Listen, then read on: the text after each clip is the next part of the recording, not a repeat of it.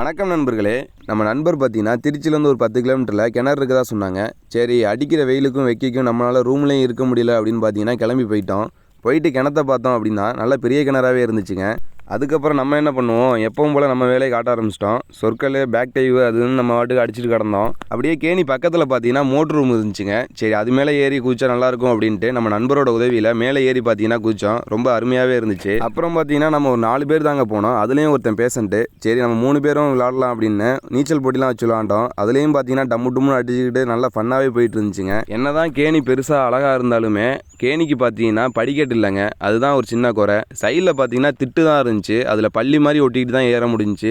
நம்ம பார்த்தீங்கன்னா ஒல்லியாக இருந்தனால எங்கிட்ட ஏறிட்டோம். நம்ம நண்பர்களால் ஏற முடியாமல் கஷ்டப்பட்டாங்க. அதுக்கப்புறம் நம்ம இறங்கி கையை கொடுத்து தூக்கி விட்டோம். சரி, குளிச்சது போதும் அப்படின்னா அங்கேருந்து பார்த்தீங்கன்னா கிளம்பி வந்துட்டோங்க. அப்படியே வர்ற வழியில் ஹைவேல நறுக்குன்னு ஒரு டீயோட பஜ்ஜியும் போட்டு வந்துட்டோம். அவ்வளோதாங்க. நம்ம வீடியோ பிடிச்சிருந்தா லைக் பண்ணுங்கள், கமெண்ட் பண்ணுங்கள், ஷேர் பண்ணுங்கள். மறக்காமல் சப்ஸ்கிரைப் பண்ணிட்டு போங்க.